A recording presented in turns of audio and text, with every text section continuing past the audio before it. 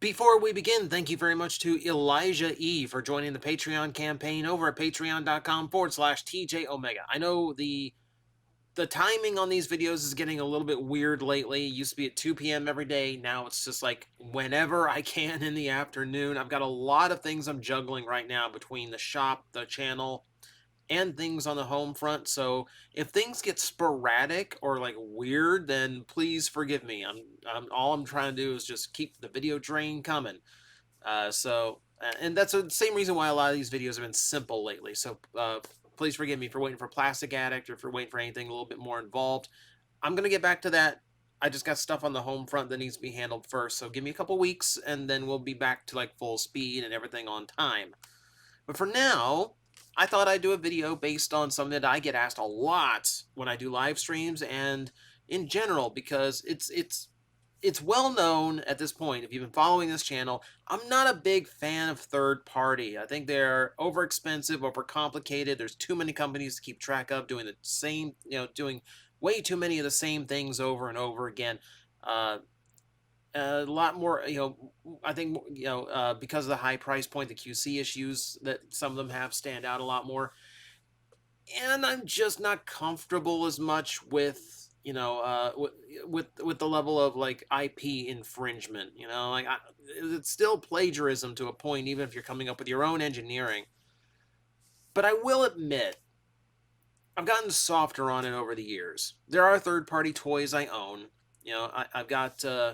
I've got Mastermind's Tarn, and I've been so tempted to go after the rest of the DJD, but I can't throw that much money at that team as much as I would like to. I've got see, Mastermind also did they did Rodimus here as Override from Cybertron. Got that. Of course, I got Galaxy Meteor, and I'm still upset Galaxy Skycrow never happened. If anyone knows the people running that third-party company, tell them how much I will tell them I will pay great amounts of money for that mold in purple and black. So there are, and of course, and I've done New Ages pocket-size figures too, because the engineering on them is incredible. So there are a lot more exceptions now. There's a lot more that third party has done that has actually caught my interest and I've actually purchased. However, there's some things I feel like would just be a lot more up my alley if third party would do, because I'm so tired of seeing third party do the same things. How many sets of Dinobots and Predacons do we have at this point? How many times can we re-perfect the combiner? I just want different. I want something new. So here's a bunch of stuff that is new that they haven't done yet, or they've done in very sparing amounts that I would personally love. This is the kind of stuff I would cave to buy no matter what they charge for it. So basically, it's just me going through third-party ideas I had. And it starts with this dude. Yeah, if you don't recognize him, he's from Five Faces of Darkness. He's from the origin of Transformers itself. This is what we knew in fiction for the longest time as U-Haul Robot, because that's what the script referred to him as. That's the only thing we had for him at the time. Today, thanks to the color scheme especially, we know him as G1 Sentinel Prime, and canonically, he is the first Transformer leader who was able to transform, potentially the first ever that could transform. And there is no toy of this guy whatsoever. Admittedly, this is more of a pet thing. I've always really liked this design, but it's admittedly a very obscure character, even if there is some historical merit to that character. Okay, fine. I will fully take the brunt of this. Like, no one else but me would want the U-Haul robot slash Sentinel Prime. I want the Rhino truck, okay? Let me have the Rhino truck. That was something different. Something that the third party's already done I wish they'd do more of. So we had the artists who did G1 characters with beast modes rather than vehicle modes, and still keeping their G1 robot aesthetic. And the one that came out was Sideswipe as a bull. And I wish I'd picked it up because I thought it was such a clever design. And it was lifted from this guy, uh, Kamizono, I believe. This one is my favorite. of those designs. A bunch of those designs came out, and a third party company basically ripped off the Sideswipe design without permission, as far as I know. I would love for the artist to get some credit and some level of cash in exchange for allowing them to make this Blitzwing, because I think this is a brilliant design and it actually looks like it would work. It looks like it would actually transform and function, which I think is super, super cool. And of course, you're going to take my favorite Decepticon and you're going to let him turn into my favorite animal, a turtle. Of course I want it. Absolutely, of course I want it. I think this looks super clever. I love how the eagle head also becomes like the top beak of the eagle head becomes the underbite of the snapping turtle. I think that's a genius concept. It's a little bit animated in style now that I look at it. But I love this design, and I love the concept of letting the G1 the familiar G1 cast have beast modes instead, because it does give us something new for them to do after all these years. That is still a familiar character, but it's shifted up to do something different. Likewise, I wouldn't mind the script to be flipped. I really love when Beast Wars characters are reimagined with vehicle modes, because it's basically how they were on Cybertron before they came to Earth. To this day, I think the best BotCon set that ever came out was Dawn of Futures Past, the pre-Beast Wars line, where they used Cybertron molds to recreate what the Beast Wars cast as they were on Cybertron before they scanned beast modes. Brilliant idea. Brilliant idea. And I would love to see more of that. We've only gotten it one time from Hasbro themselves, where Optimus Primal's core robot in the Optimal Optimus Power the Prime set had what essentially was a hover bus mode. It was terrible. It was terrible is what it was. It turned into a surfboard for the big monkey, which made no sense for Optimal Optimus. It's a really stupid toy. And it doesn't work as well as Crumple Zone did as Optimus Primal. So I would love to see that reimagined. I would love to see them go to the drawing board and go this is what the Beast Wars cast looked like when they're not forced to use Cybertron molds and they can just do whatever they want. I'm still of this firm belief that Pterosaur should be a jet, but Waspinator should be a helicopter, because that looks like a perfect recreation of the insect wings flapping. That's a hill. It's another hill to die on. Waspinator's vehicle mode should be a helicopter. I am on my own island there. I'm aware of this. I accept this. But I think Beast Wars cast reimagined with vehicles is with Cybertronian modes, because Cybertronian modes are a big thing in G1. Why not Beast Wars? More ideas. Sticking to Beast Wars, just more Transmetals in general. I would love to see, especially a good masterpiece scale Megatron. This one is one of the Legend scale ones, and it didn't come out good from everything I heard, which is a shame, because I love this design so much.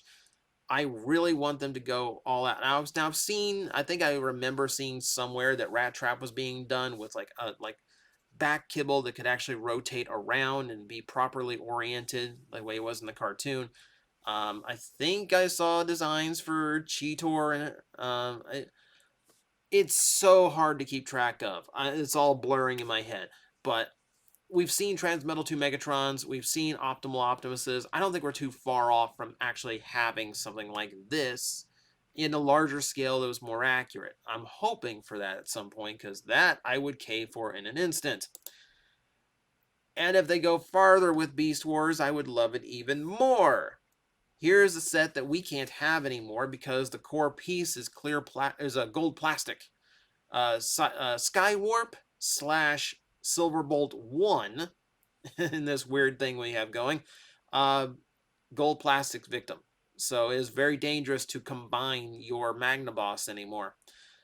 I would love to see another take on it. Now, we all wanted it for a Kingdom Commander class. That obviously didn't happen. So it is down to the unofficial market to actually produce this. and to get it a little bit more cleaned up, looking more like it did in Beast Wars 2. Head closer to down to the body, maybe a bit bit wider, bulkier in the chest. Ironhide slash Santon looking a little bit better structured in robot mode. I think all of that is entirely possible, given enough time, engineering, and of course third party budget. This one I would love to see again. Just because I love the Magnaboss trio, I think a lot of people really like the Magnaboss trio, and I just lament the fact that the original is so fragile now.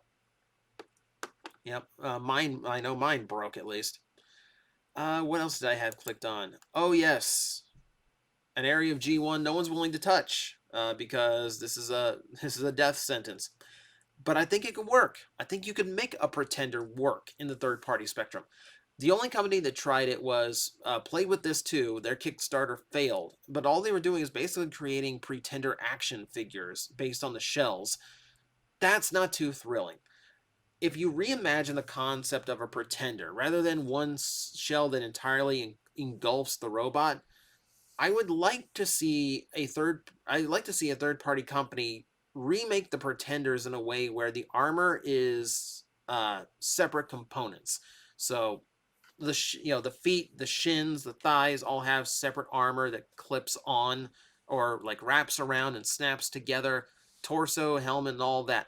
I would like to see it done in a way where the armor is in lots of parts that you then attach on to create the beast, this like inhuman shell.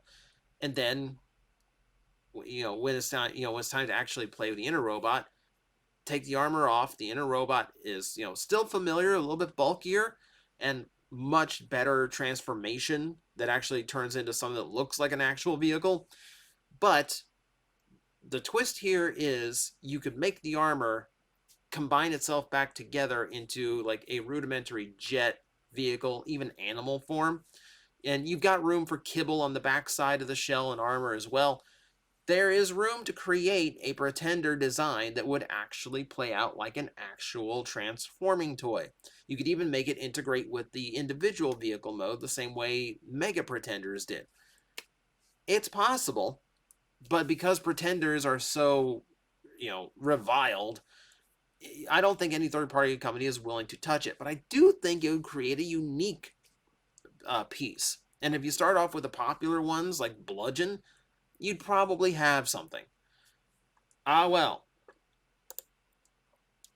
I'm just throwing this in there just because this is something I always personally wanted. Where is my like 1-to-1 scale laser beak that can perch on my arm? Like a falconeer, I just have like a handle and like a thing that straps to my forearm so it holds tight, and then I'm just like super magnet laser beak right on my arm. Or just keep him on a handy dandy perch that is made the same way. Personal fantasy. That's why I just threw it in. Here's the one. This is gold. This is gold, and I don't know why no third party company has even attempted this yet, because I think this is an idea that is long overdue and would make a lot of money if they attempted it. Everyone knows this design. This is the prototype for RC. Rough as it is, arguably better than the RC designs we have today. I want to see a third party company fill in the gaps in my G1 collection.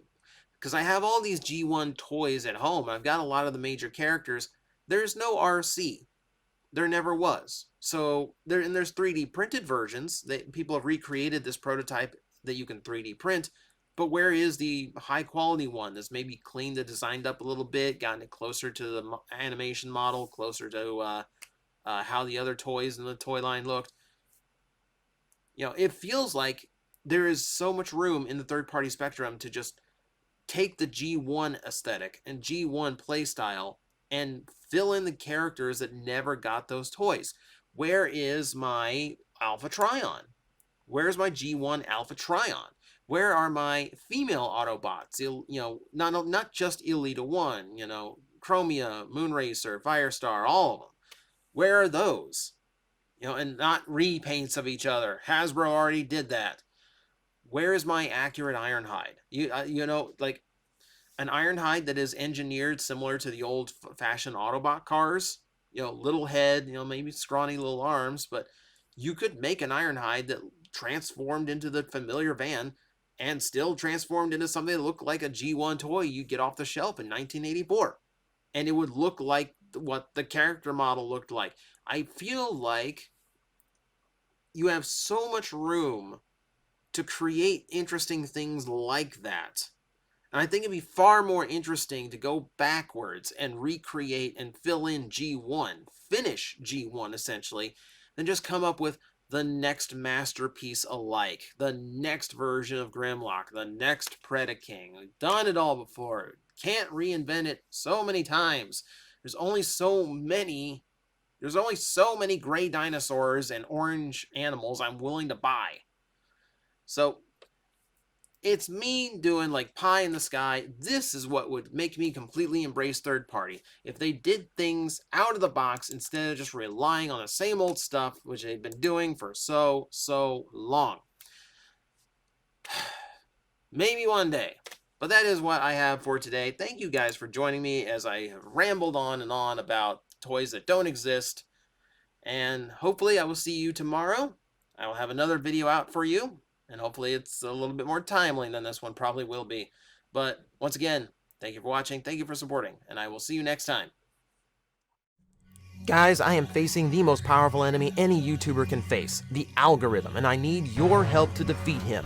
Hit the like button, hit the subscribe button, hit the notification bell, and leave a comment. Every time you do, we attack that algorithm and we drive it back until it can no longer defeat this channel. Thank you very much.